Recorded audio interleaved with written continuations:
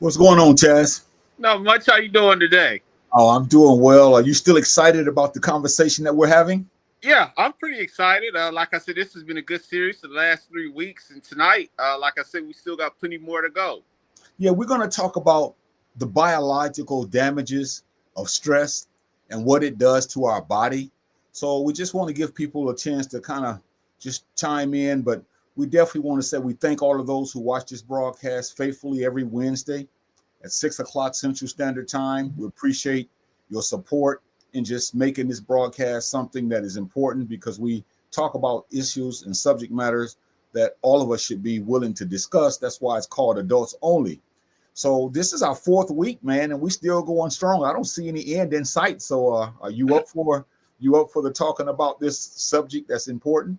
Yeah, I was going to say that. Seems like we still got 2 more weeks of this stuff. I mean, like I said, this has been one of our best, my opinion, one of our best topics, and like you said, it affects all of us. So, like I said, I would like to see us keep engaging in this dialogue.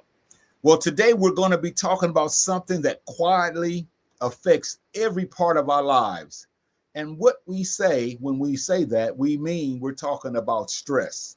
I think we need to be honest about stress, Chaz, because stress is getting the best of us. Wouldn't you agree? Yeah, it's getting the best of us. It gets me at times, but once again, we have to refrain and remember some of the things that we talk about because it's easy for this life to get us down, get us frustrated, get us angry. But we can't let all this stuff pile up on us to get us to start lashing out. Yeah, I think most of us are entangled up in it, and we don't want to accept the fact that stress has done a number on us. You Yeah, know, it's doing its job on us, and most of us don't realize that we basically are struggling with what is called a deep psychological underdevelopment about stress. In other words, we don't know what stress is doing to us, although we know that we're stressed out. And so that's why we've been talking about stress from the standpoint of what it does to the brain. But tonight we're going to look at some of the biological damages that it does to us so that we will realize that stress is a dangerous thing. I know we talk about it, but we don't see it as something as vicious as it truly is. yeah, we don't. We think it's a game. We try to sweep it under the rug. We try to smoke it away, drink it away. We do all these things, and like you said, it's a dangerous thing that we need to start paying more attention to.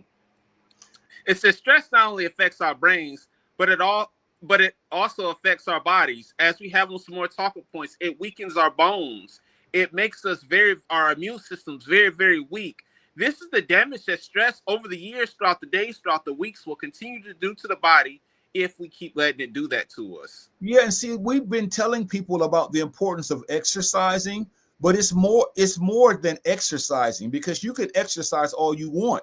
But if you look at your body, how you're made, how I'm made, the biology of this thing, stress breaks it down. And as you mentioned, a few of them, we're going to go through each one at a time and talk about the damage that it does to us. And so the question would be, in what ways does stress damage our bodies? Well, we'll start off by just putting up number one. I'll let you take it away here.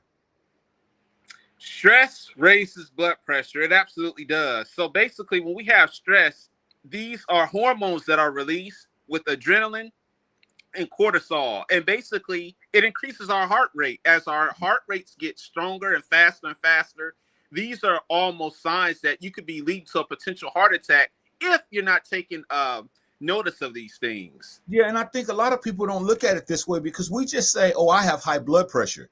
But we never look at what's causing that blood pressure to be so high. It's not that we're just eating fatty foods and we're eating salt.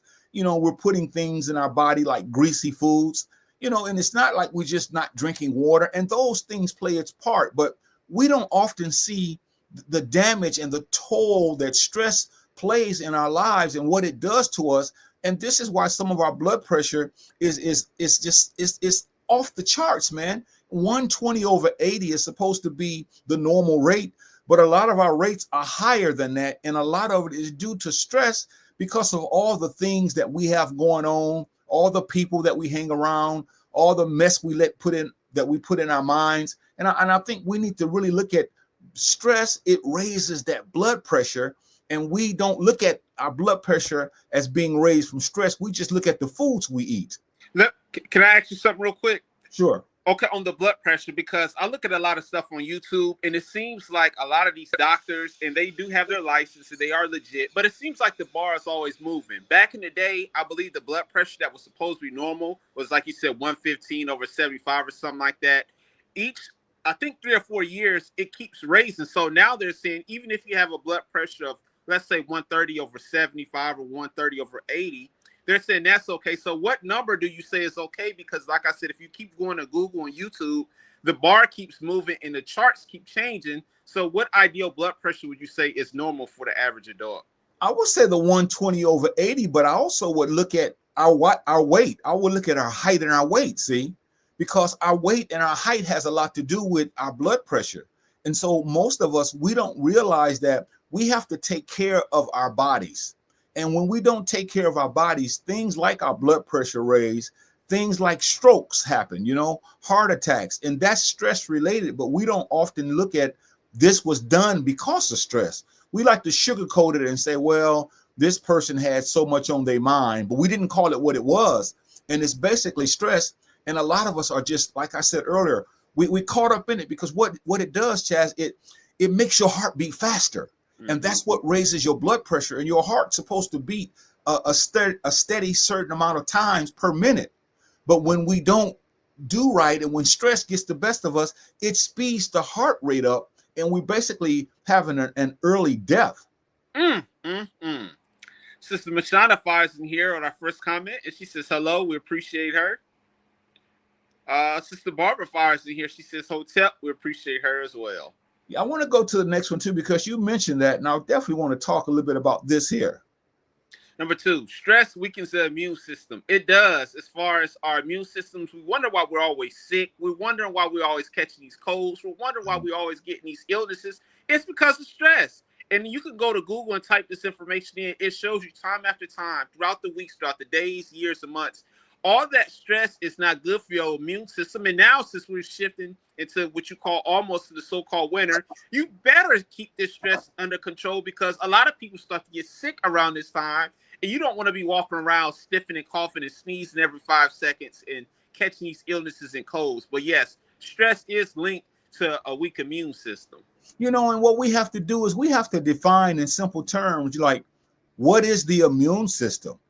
You see, because I've often heard that word, but I never understood what it meant. But basically, when you talk about the immune system is the body's defense team. It fights off germs, and it's supposed to keep us healthy. Well, stress breaks that down. And this is why, as you mentioned, a lot of us are sick all the time. We're always complaining about headaches. We're always complaining about stomach aches. We're always complaining about different ailments that's killing us and that's hurting us. And it's because the immune system, it can't fight off the germs that it should be fighting off, because stress is getting the better of us. And this is why the immune system is being under attack. And what it does is it weakens the immune system. Like you said earlier, it releases hormones that lower the body's ability to fight germs and heal.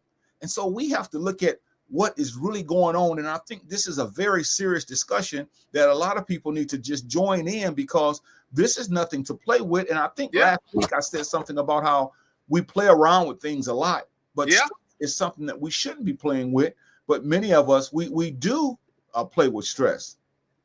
Before I read Sister Barbara's comment, I want to add a couple points on how we can strengthen the immune system, which is real quick. You want to make sure you're getting your elderberry, vitamin C, vitamin D. Make sure you're taking those supplements in echinacea, because like I said, when the winter gets here for most people in other states, our immune systems do take a hit. So you want to make sure you're stocking up on your vitamins.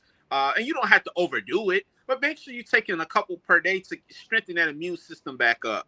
Yeah. I'll read Sister Barbara's comment. She comes in here. She says, stress also spikes your blood sugar. We have a point on that, and I'll touch on that. It does. The blood sugar starts to get higher. We're eating a lot of sweet foods, a lot of candy, cakes, donuts, cookies, all these things. And if you keep adding all that together, that blends into the blood pressure. And then you're wondering why the blood pressure is high. Well, it could be linked to the blood sugar. Exactly. And I definitely want to chime in on that, because the blood sugar, most of us in the African-American community, we struggle with diabetes. Yeah. And that's because the blood sugar, the body, and I'll say this later on as well, but the body is not really producing the sugar that it needs to. So we have to have insulin and take shots every day or every week, once a week. And it's like, a lot of that is due to stress, man. A lot of it is due to stress. And we don't want to acknowledge that stress is a silent killer. And we're constantly struggling because stress is doing its job on us. It's like we argue every day with our family. We argue every day with our coworkers. We argue every day within our own minds about things we should have done and shouldn't have done. We argue with just being who we are, and stress is getting the best of us. And this is why we have to talk about different aspects of stress. And this is why people who have diabetes, they should be leading these conversations. Yeah. Because see, they're the ones, who have to take shots.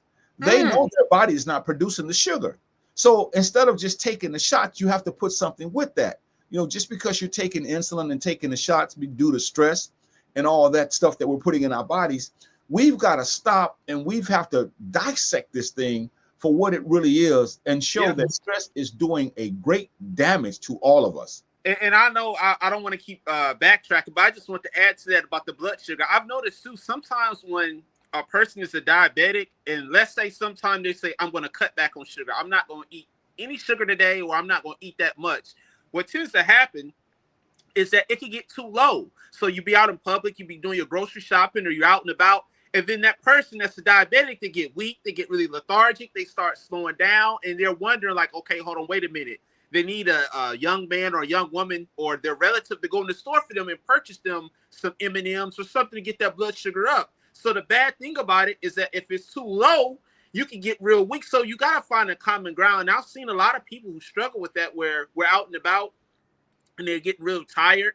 And that's because their blood sugar is very, very low and they need something to spike it back up. So it's a even game you got to try to play to keep that thing balanced. Number 3, stress upsets the digestive system. I'll let you take that as take a swig real quick. Sure. It says stress upsets the digestive system. And the question that most people should ask after reading that is how? See, this is a biological show tonight. We're not neuroscientists and anything of that sort, but research shows you that this is basic information that we all should know. We know more about television and sports and games and entertainment than we do about stress, but stress is killing us. Those things are not. So you would think that we will pay more attention to our bodies biologically, but we don't, because we're too busy in front of a television having to watch favorite shows and favorite sports shows, but yet we don't do anything about what's really killing us. So again, the question is, how does stress upset the digestive system? Well, stress upsets the digestive system, Chazz. What it does is it slows this thing down. It speeds the digestive system up. It does one or two things, and it causes problems with our stomach. It causes problem like gas. It causes problem like nausea, being nauseated. So again, this is a conversation that a lot of people don't want to chime in on, but because we're all affected by it, you would think that we would have more to say, because you know someone and I know someone, you're affected by it, I'm affected by it. The whole world is affected by it, especially the African-American community. But the African-American community is as silent as a church mouse when it comes to the stress. But the stress is just like this person sitting on it with his hands on his head because he doesn't know what to do. He has problems everywhere. She has problems all around her. The kids aren't acting right. The bills aren't being paid. The car broke down. Someone doesn't love them anymore. They're gaining weight. And this is killing us, but we mask it. We mask it as if we're doing well. And that's exactly what's going on, Chazz. It's sad, but that's what's happening in each of our lives. Sister Mashonda fires in here. She says causes upset stomach. Yeah, absolutely it can. I've heard a lot of people who say that, where they're wondering, well, I haven't really eaten too many greasy foods, so I haven't really ate too much, but my stomach is really, really messed up, and it's been like that for a couple of days. I'm willing to bet you that person who said that, they're probably dealing with a lot of heavy stress. And like she said, we got to try to cut back on that a little bit, but she is right. Yes, and it's true. It's true, Chazz, because we have a double whammy. It's what we're eating that's upsetting our stomachs, and then it's stress. So when you put those two together, you have a perfect storm. And Yeah. this is why a lot of us, our stomachs bother us, and we don't know why. We often think that we're just getting older and that foods don't settle well. No, it's the stress that we brought from our childhood to our adulthood. And this is why our digestive system is all messed up.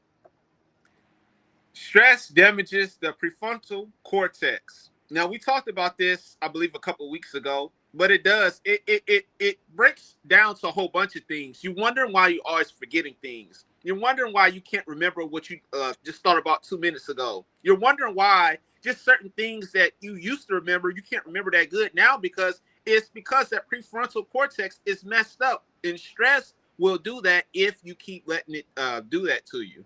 And see, what you're saying is, if you look at the screen, you're seeing on it an image. The image is pointing to the part of the brain that's considered as the prefrontal cortex, which is in the front of the brain. And I want to put another image up, and here it is. This is the prefrontal cortex. This is the front of a person's brain. And what stress does to it, it damages that. We talked about the amygdala. We talked about the hippocampus weeks ago, but it also does a lot more damage than just that. But see, we don't think this way because we don't study this way because we don't want to listen to these types of discussions. But stress damages the prefrontal cortex by releasing those hormones that you keep talking about, the cortisol and the adrenaline, and it makes it harder for us to think clearly. It makes it harder for us to focus. It makes it harder for us to control our emotions. And this is why a lot of our emotions are up and down all over the place, because our prefrontal cortex has been so stressed out. We cry at the drop of a button. We're so emotional. And if you look at the screen, it tells you the prefrontal cortex is responsible. It's responsible for attention. You ever wonder why we can't pay attention sometimes? It's because the prefrontal cortex has been damaged by stress. You ever wonder why we're so emotional? Because the prefrontal cortex has been damaged by stress. You wonder why we can't make decisions and we don't know how to behave?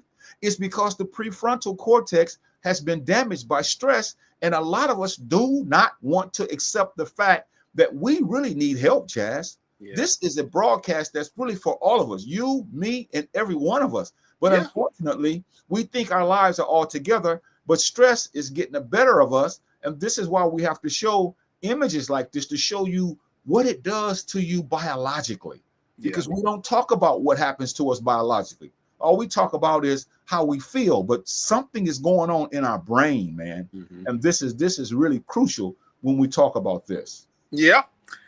Sister Barbara Fires in here. She says, can stress cause an early onset of dementia? I believe so. Yeah. Yeah, that's true. When we talked about it last week, we showed videos about it. It says that. We also looking at this prefrontal cortex. When your prefrontal cortex is damaged and you can't pay attention and you can't remember things and you can't do things because your memory is foggy, then in these dementia settles in. Those are the early signs, because we're not taking care of our prefrontal cortex, as you said. And we'll do a broadcast within the next few weeks on some other things we can do besides exercising, because I think some of us don't get it. We think that just because we exercise, that's going to solve all of our problems when it comes to stress. and shame on you and I as hosts, because I know we've been playing that one string over and over again, which exercise is crucial. But we're going to talk about, there are other things that we can do. So you and I can run to the gym all we want to, but we still can have the big one. We still can have the big one, because stress has damaged, as we're talking about now, it has upset our brain. It has done so much to our prefrontal cortex. It has done so much to raise our blood pressure. It's done so much to our immune system. All these things are on the inside of us, Chazz. And I don't know if people really want to look at it and say, wait a minute, this is something serious. Yeah, real quick, if I can, I know I keep backtracking, but there was a study that happened a few years ago, I believe, and basically they were saying they were wondering why people's attention span, where people used to could watch videos or could watch a movie for 2 or 3 hours, now people are watching these shorts, which are on YouTube and other places where the shorts are like 20 or 30 seconds. People said that they would rather watch that compared to watching a 5 or 7 minute video. That study that I just talked about shows that people who have these short attention spans, 9 times out of 10, their prefrontal cortex is messed up as well because it used to not be like that. Yeah, that's true. That's true. This is the one that I think one of the sisters raised a question about. Number 5, stress raises blood sugar levels. It absolutely does. Like I mentioned earlier, you start eating all these candies and cakes and donuts and cookies and all this stuff. That's going to elevate that blood sugar. And then the people who are diabetic, that's a lose-lose situation because now you're eating all these sweets that you shouldn't eat. And then that rolls over into your blood pressure going out the roof. And this is why people who have, once again, who are diabetic should be careful of the blood sugar levels when you're always stressing out like that. And you have to ask yourself, well, no, what do we mean when we say blood sugar levels? Because some people may say, you guys are pretty philosophical tonight. You're pretty deep into this. No, this is not really deep. This is biology, man. And we don't study biology enough because we're too busy with our head in the sky. But biology is how we're made. The blood sugar, basically, the levels is the amount of sugar, which they call it glucose. It's basically in your bloodstream and it gives your body energy. So you need that candy when you are about ready to pass out from being a diabetic because you need something to get you going. Stress raises the blood sugar because stress hormones like cortisol and adrenaline, it tells your body to release more glucose for quick energy. But you can't do it because you're a diabetic. So you have to give yourself insulin, and the insulin is what gives you the energy and the things you need. This is why a lot of us are so tired. We're always drained. We're always barely moving. And that's because the blood sugar is really out of whack. The levels are out of whack. And I often hear people say when they check their levels, they give you numbers. And some numbers mean it's doing well, and some numbers mean it's doing not so well. And some numbers that are low, you got to put something in your system. And then sometimes you eat something and they're too high. It's like these are games we're playing with our lives, man. It really is. Yeah, and I'm familiar with the blood sugar levels, like you said. Those numbers that are very, very low, normally if a person checks their blood sugar and they say the chart tells them that it's at 60 or 50, that's way too low. So I think the ideal number for diabetics should be somewhere between, I believe, 80 or 90 is somewhat good. Number 6, stress disrupts sleep. Absolutely, because that cortisol is racing through the roof. That adrenaline is racing throughout the roof. And then this also causes insomnia. You wonder why you're rolling around in the bed. You can't get any sleep. You're tossing and turning. You go to sleep for 5 minutes, wake back up. Go to sleep 10 minutes, wake back up. It's because of this stress. It's disrupting that sleep pattern. And once again, you have to take this stuff seriously because if you're not getting enough sleep, it's going to affect you on a day-to-day basis. You're going to be more lethargic. You're going to be more tired, grumpy, cranky, anxious. So you have to make sure you're getting the proper amount of sleep. When you look at this image on the screen, Chazz, it kind of makes you just wonder. Now, we know this is an image, but what you just said is true. Stress disrupts sleep. And the reason that a person can't sleep because they're fighting with stress. This person is getting whipped by stress. Stress is whooping them. He can't relax because there's too much stress on him. Everywhere he turns is stress. And again, that's one of the things that we as a people, the African American community, we have to do a much better job with controlling the amount of stress that comes in our lives and then do something about it. Let's not just talk about it. We can't sleep at night. Like you said, you go to sleep for 5 minutes and you wake up and you think it's the next day and it's only been 5 minutes because there's so much on our minds because we're too busy on the internet. We're too busy on the phone. We're too busy running the streets. We're too busy doing things around the house. We're too busy watching TV. We're too busy eating. We're just doing so much, as we showed this image last week. But stress also does this to you. It makes you eat. Now, we showed this image last week, and this is ridiculous. When you're stressed out, you want to grab everything, and we don't look at it as stress. We just say, I've just been hungry lately. Well, why are you hungry lately? This doesn't make any sense. But look at this, a half a pizza, which suggests the other half was already eaten, and something in the bowl looked like some chips. This has got to stop, Chazz. It really does. Yeah. And like you said, the stress eating is another one that we all sometimes deal with where we're so stressed out, we don't know what else to do. So we just start binging and eating on that stuff. And then that packs on a lot of weight, which is a terrible thing as well. Question. Why do so many people not care about doing something about the stress that is running rampant in their lives? Because some people don't think it's important. Some people think guys like me and you, or women that are similar to what we do, they think that we're making this stuff up. It's not that bad. You know, it'll blow over the next day or whatever. And then some people are so comfortable with their own lives that, once again, they don't see anything wrong with stress. They think it's normal because that's all they saw. Mom and daddy stressing out all the time. Grandparents stressing out all the time. So they think it's normal. So they say, you know what? This must be true. So I don't feel like I need anything to do. I don't need to do anything about it. Well, I want to answer that too, Chazz. And why do so many people not care about doing something about the stress that is running rampant in their lives? Now, I haven't said this before, but I'm going to say something that's I think that's very profound. And here it is. The reason that many of us don't do anything about stress is because we don't respect ourselves. We don't respect our bodies. We don't respect our lives. Because if we respected our lives, we would not allow stress to treat us the way stress treats us. We don't look at the biology of stress. We are so ignorant, meaning that we don't know and we don't want to know. We are some of the most lethargic people that I've ever met. When we know that this is affecting us, as we see this sister, she just needs, and we all have felt this way. You know, we all have felt this way where we just want to put our hands over our face. You know, we got so much to do, so much work to do, so many books to study, so much to read, so much to do, and it's killing us, man. And yet at the same time, we're not seeing the disrespect that we have for our own bodies, man. We disrespect our bodies, we disrespect our minds, we disrespect our brains, and yet we want to do other things and make people think that we respect people, we respect the elderly, we respect children, but we don't respect our own bodies biologically because we're allowing stress to treat us the way stress is treating us. And that's really sad. Yeah, it really is. And it's something that we got to try to get control of. Number 7, it says stress causes hair loss. I'll let you take that one and I'll piggyback off of it. Yeah. Stress causes hair loss because what it does is it pushes the follicles into what is called a resting phase. So your hair falls out more easily. It's just that simple. And this is why a lot of us are going bald. It's not because we're getting old and our hair is just getting thin.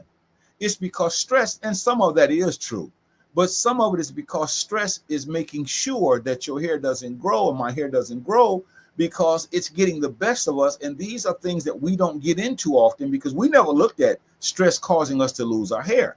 But that's what it really does, you see. And so we got so much going on because we don't want our hair to be the color it should be, which that's another broadcast. When we talk about aging, you know, we don't want to look as the age we are. So we want to look young, you know, we want to have a six pack, we're 70 years old, and we want people to think we're still in our 30s and stuff. Yeah. So, but a lot of that is stress. And I'm telling you, man, the people that are in our families, those are the ones that causes the most stress. And I believe that with all my heart. Of course, we have people at our jobs that cause stress and neighbors and all that. But it's those who are really close to us that causes the hair loss and all the things that we're talking about now. Yeah, and I'll just say real quick to piggyback off that. And I know that a lot of people will say, well, why does he keep going back to vitamins? They aren't the end all be all. They aren't, but they were created to help you get somewhat of an advantage. So if you are having hair loss, I would suggest taking some collagen or biotin. Biotin in the 5,000 mg, which is milligrams. I promise you, I took one. And you don't have to have it with food. I took one biotin, and within a few days, my nails and hair start growing like crazy. So people who do have these issues, biotin and collagen are your two best friends to help you get that hair back that keeps falling out. Number 8, stress weakens bones and muscles. Yeah, it absolutely does. I mean, with all this cortisol going throughout our bodies, it's sending signals to these muscles, and we're getting older. Plus, we're not exercising. Plus, we're just sitting around. Plus, we have these office jobs that are cushiony. We just sit back on the phone all day at these call centers, not exercising. All that plays a big factor in it. And we wonder why our bones, some of us, our bones and stuff are breaking and tearing because we're not doing enough exercise. And plus, all that stress is wearing us out. That's well said, because it's reducing the bone strength. That's how it does. That's how it weakens the bones and muscles. It reduces the bone strength and it breaks down the muscle tissue for energy.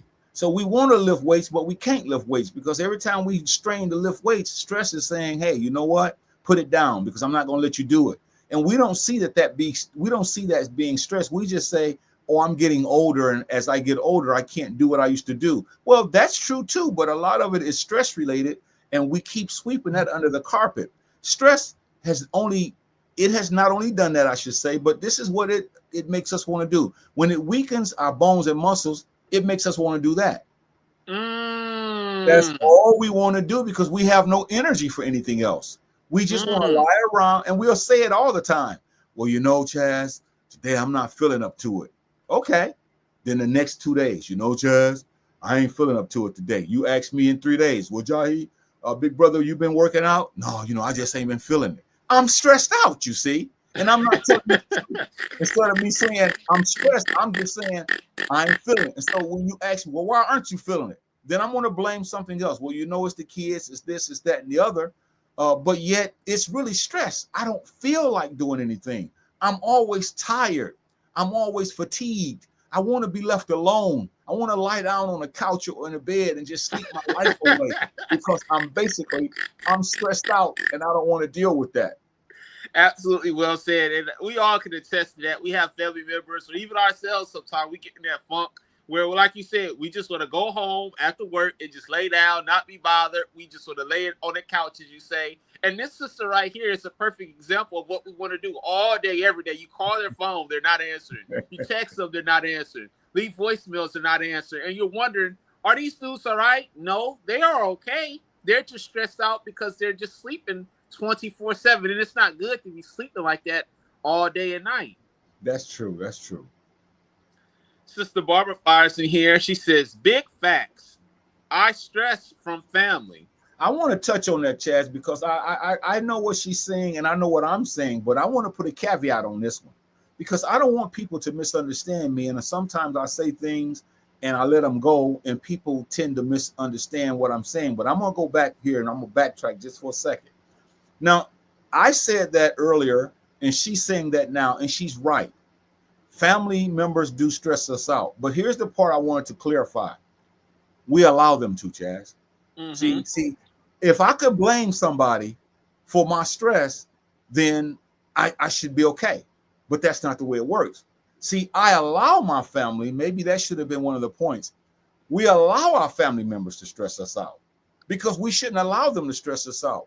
Because if our minds are right, if we're exercising, if we're taking and eating the right foods, if our mind is right psychologically, then of course stress will get to us, but it shouldn't be as deep as we allow people to do us in our family because we don't know how to deal with our family members. So we blame them for the stress. So that takes the onus off of me, you see. And I'm not saying that the sister's saying this, but it's a cop-out, you know, right. Well, because my kids, my wife, my husband, my girlfriend, my boyfriend, my mother, my father, my parents, my cousins, my nieces, my nephews, see, my aunts and uncles, that takes the onus off of me when I say, man, my family's stressing me out. You're like, really? And so then you join in and say, yeah, my family's stressing me out too. So we go down this line of who in our family stressing us out, as opposed to saying, what in the hell are you doing about that? We don't like to ask those questions. How do you stop this, man? Because our family going to always be family. They're going to they're going to continuously be foolish in all the things that we all do as family members, us included. But the question is, how do we stop this? See, and that's not what we're talking about because people don't want to say, this is what I do. And I know a lot of people say, well, I like to get away from the family, but that's not going to solve the problems. Right. It's just that it's going on, man. Sister Barbara fires in here again. She says, too many supplements are not good for you, Chazz. And the bottle tells you they're not FDA approved. Yeah, I would say, yeah, you are right.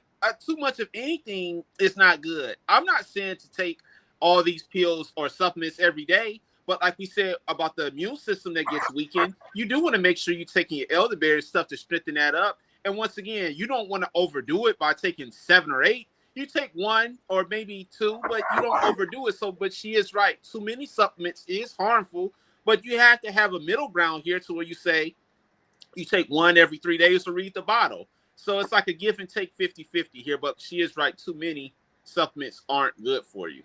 I'm finna put up something now, Chaz, that we're gonna both slow down and talk about. We're gonna spend just a little time on this because I want to kind of set the stage. We haven't talked about this as much as we should. We talked about the brain. We talked about what stress does to the amygdala. We talked about what stress does to the hippocampus, hypothalamus, and all those beautiful words that we're made up of by. But we, Oh, come on. but we haven't talked about this one yet, and I think this is important because this is the killer, in a literal way. This is the killer. Number 9, stress damages the heart. I'll let you take that one. I'll piggyback off of it. Okay, stress damages the heart. We talked a little bit about it earlier, but this is how stress damages the heart. Stress damages the heart by raising the blood pressure, increasing the heart rate. It makes the heart beat faster, and it causes what is called inflammation. And it strains the heart. And over time, man, your heart is trying to pump the way it should pump, but it's not pumping the way it should because stress is making it work harder than it should work. And this is when people have heart attacks because they're trying to pump. Their heart is trying to pump, but it's working overtime. It's working too hard. The heart pumping should just be the natural boom, boom, boom, boom. That's oxygen and blood pumping back and forth. But yet at the same time, Chaz, the heart, because of stress, is working very, very hard. So stress does that to the heart. It causes the heart to even grow. You know, it causes inflammation. It causes a strain on the heart. And I wanted to just slow it down to say that because a lot of times we don't look at what stress is really doing to our heart. And that's why people have heart attacks. That's why people have strokes. Because once that heart is affected by stress, Chaz, there's no taking that back. We're talking about the brain, and this is how deep stress is. And I'll turn it over to you because I know I'm talking a lot now, but you know, we talked about what stress does to the brain. Now we're talking about what stress does to the body, namely the heart. Who in their right mind wouldn't sit up and say, I got to pay attention to this. I got to stop this nonsense because stress is really killing me, literally. Who in their right mind wouldn't say that but us? Yeah, you're right. And like you said about the heart the heart overworking itself because of stress. When you got too much going on, like you said, and then you add the fact that people are eating a lot of greasy foods, fatty foods and stuff like that, all that adds into the stress. And then what we're constantly thinking about or worrying about every day, all that is not good for the heart.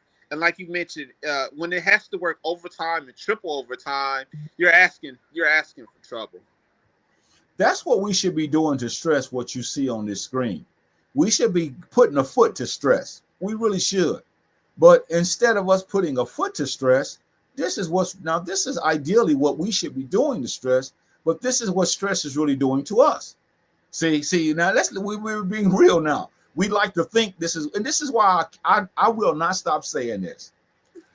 And I'm going to beat a dead horse. And people that watch this broadcast may say, Big Brother Jahi, you say the same thing every week. Well, I have to because that's how we are. I'm going to go to this part here. Many of us are going to wait till around November. I take that back. We'll say December. You know where I'm going with this. We're going to wait till about December the 26th or a little bit earlier. And we're going to say, I'm going to not stress out next year. I'm going to make a resolution to not let things bother me. And Chaz, I'm telling you now, that's a lie. It's going to be worse next so-called year because we're waiting and it's like a game. We don't really exercise. We don't really take care of ourselves. So we're just saying this. I'm going to ask the good Lord to help me not stress. That's not going to help us. I'm going to start going to church more. That's not going to help more. That's not going to help. I'm going to start chanting more. That's not going to help more. I'm going to start calling on the Netcherus. I'm going to be calling on the Orishas. None of that's going to help, man. We've got to do something about this. And this is why I'm telling you, a lot of us we fooled our own selves into thinking that we can stop it, but yet we have no control over it because we don't know what to do with it. And I've always wondered why people would do that, where, like you said, if they wait, they know that they have a problem. It could be cigarettes, alcohol, nicotine, whatever. They wait, like you said, until the 25th, where if you know you have a problem, you should be fighting that all year, or you should be trying to. You shouldn't wait until, like you said, December to do that. And then, like you said, We start off for a few weeks. We start off for a week, and then we just quit cold turkey. But that's just the way society is with these New Year resolutions and all that. Well, and here's the reason. That's Here's the reason why too. Because the main thing that we're talking about has been damaged is this prefrontal cortex. It is responsible for decision making. So they can't make proper decisions. This is why we fly off at the handle or shoot off at the mouth or fat mouth and say what we're going to do all day. Because the prefrontal cortex is damaged. There is no self-control, see? There's no planning and organizing. There's no attention. There's no focus. We can't regulate our emotions because of this prefrontal cortex and because we don't respect ourselves. And this thing, the brain, what I'm really saying, Chazz, is the brain is damaged, man. Yeah. The brain is damaged and we don't see it. We think we can turn it on like a light switch, off and on when we want to. But all these years that stress has gotten the best of us, we can't do it. And some of us, we want to, and I'm not knocking them. In our hearts, we really want to stop this because we all say we want to stop allowing stress to do us this way. And I believe most people think that, but we can't do it because this prefrontal cortex have been damaged. We're not eating properly. We're not thinking properly. And I can't wait till next week when we do the broadcast about things we can do to help us not be so stressed out, because to me, that's application. And these are simple things that a lot of us, we just don't want to do it, man, because we are so accustomed to just living life every day and hoping for the best and thinking one day that stress going to leave us alone. It's not going to happen. Nuh-uh, it's not. Number 10, stress speeds up aging. Absolutely. When you're constantly worrying, constantly about bills and just a whole bunch of stuff, it'll start showing up on your face. They say that stress, I forget the saying here, but stress is, it's just not good, period. And it will have you looking older than what you really are. And we've done this a lot. And I hate saying this. Like, you'll ask a person, how old are you, sir? How old are you, ma'am? They'll say, I don't know, 45. But they may look 70. That's because sometimes it has to do with stress and then also with other things that they're doing. But yes, it shows up on a person's face. Absolutely. You know, a lot of times when we see somebody we haven't seen in a long time, and we'll say, man, so-and-so, they sure look bad. I saw them the other day. They look real bad. But what we're not saying is that the reason they look bad, a lot of it is because of stress. See, and we don't even look at stress that way. We always say, well, the person, they drunk a lot, they smoked a lot, or they had a hard upbringing, they had a hard life. Well, behind all of that is stress, man. And see, this is the elephant in the room that children don't talk about, parents don't talk about. And this is why when we try to talk about it, we argue because we don't know how to intelligently talk about why are we looking so old when we're young. And stress speeds up aging by damaging the cells, the DNA, through high levels of stress hormones, which basically what it is doing is this. It's wearing the body down faster. That's all it's doing. It's wearing our bodies down faster. And that's why a lot of us look much older than we actually are, because stress has gotten the best of us. And we keep thinking that we're doing well, but all you got to do is just really look at us. It's not so much that we're aging, because we all age, but stress helps that aging to come on faster. I mean, can you imagine all of our lives arguing with people, being fussed at by parents, being mistreated by relatives, and then when we get older, our kids treat us bad, our co-workers and our jobs do us in, and then we do each other in, siblings arguing, husbands and wives are fighting, arguing over this, arguing over that. After a while, Chazz, it takes its toll on us. And once again, these are the discussions that many people don't want to talk about. But this is what is really going on to us. And this is why I'm telling you now, we laugh, we tee-hee and ha-ha and have fun. But the bottom line is we're stressed out, man. We're just stressed out. Yeah. And I was going to add to that. A lot of people, and there's nothing wrong. Some of the people in Hollywood have the money to, like you say, do this. But this is why we always want to run and figure out, well, and I keep using her as an example because she does as well. Well, who did J-Lo go to get that surgery? Because they're getting all this stuff and they're getting all these Botoxes to look and stay young. And my question is, let me ask you this. How much money do you think that stuff costs to keep that up, to try to look young forever with these stem cells and all that? Enough money that you and I don't have is I mean, it's astronomical, and you know, it's really astronomical, and that's why a lot of us, man, when you really look at us, you find out that a lot of us have some problems, man, and we do not know how to deal with it, and then some of us, we don't want to deal with it because of the prefrontal cortex and all the things that's going on in our minds. As we often show these images, you know, we see that what is happening is stress has gotten the better of us. It really has, and we don't know what to do about it. We really don't. So when we come on a broadcast and talk like this, some people don't get it, but all we're trying to say is we've got to take control of our lives and begin to be the people that we should be. But when it starts bothering this part of us, we find out that, hey, you know, this amygdala, you know, this thing is stuck, man. It's stuck. The hippocampus, it has shrunk. Stress is doing us in. We can't think anymore. We can't remember things. So we have problems, man. And this is why we do these types of broadcasts. Sister Mashana fires in here. She says, so true. She's agreeing with what we're saying about the commentary, and we appreciate that. Well, let me tell you what stress does on this note. How does stress, now when we say stress, everyone is stressed out because stress is a part of life. But when we say chronic stress, that's that stress that we bring on ourselves or we allow other people to put on us. Your brain is wired like this image you see on the screen. But stress rewires it. It makes things get smaller. It makes things get bigger. It shrinks things in our brain. And this is how it rewires it because it does something to our memory. It allows us to basically have memory loss. And that's sad, man, when we lose memory because we have allowed others to stress. And here's the situation, and I'm going to beat a dead horse again. Every other day we say this. For example, if you were stressing me out, I would say this. I'm going to stop letting you stress me out, Chazz. I'm not going to do that anymore. I'm just done. I am finished. And so we say that for that day.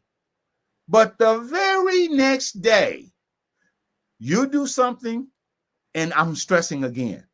And then I'm blowing a stack, you see. I'm blowing the roof off this thing now because I lied and said what I wasn't going to do, but because I don't know how to do it, see. I don't want to be practical, see. So therefore, all of us are in the same boat. We all say the same thing. Every other day we tell people and things like our job that stress us, I'm not going to let it, and I'm not going to let it happen to me again.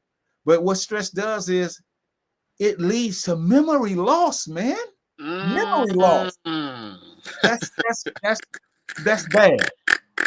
And we said a few weeks ago, which is worth saying again, this thing called the hippocampus, as you can see to the right, this thing called the hippocampus, it shrinks it. See, this is how it rewires them. It shrinks it. When it shrinks it, we can't think the way we used to think. We can't recall the way we used to recall. And because we're not exercising and doing what we're supposed to do, it's shrunk and we're living like this. And we've been living like this for a long time. And so this is why we are in the boat that we're in. And I just think it's time out for that, man. And I want to encourage everybody that's watching this broadcast, those who are serious about life, we've got to stop allowing stress to get the better of us. All of us. We do. We really do. By exercising and also by eating the right foods. And also again, next week, we'll talk about many, many ways, practical. And some of us are already doing it and don't know it, which is a good thing. But some of us don't do anything but sit around and we just think that stress is going to leave us alone. And that's bad, man. That's bad. Yeah. We got to get active. Like you said, it's not the end all be all, but it will cure a lot of what's going on. But like you said, we don't want to. But all the people that are listening, we do encourage you to get up if you can. If you're not confined to a wheelchair, if you didn't have surgery, get up and do something to get the body active. And we talked about this earlier, but you can read it again because I think we want to end up on this one for today. Stress not only affects our brains, but it affects our bodies. We talked about it. It weakens the bone density. It makes our bones a little bit more brittle. And this is why we're more subject to injury more than others. And like you said, you add in the other factors, like I just mentioned, not exercising, not eating the correct foods, not taking the correct supplements. All that does, it puts so much stress on the body, and we're wondering why we're so susceptible to injury. I want to ask you a question, because you always ask me questions and we ask each other questions. But the other week I asked you a question and you really eloquently spoke. But I want to ask you this question about this note here on the screen. We know that stress. Well, let me backtrack. We don't know that stress affects our brains, because if we did, we wouldn't allow people to treat us the way they do. Now, secondly, why don't we ever talk about stress affecting our bodies? Like you mentioned, the blood sugar, we talked about high blood pressure, we talked about the immune system, the digestive system. Why don't we ever have these kinds of discussions, Chazz, about our bodies? I think it's two things.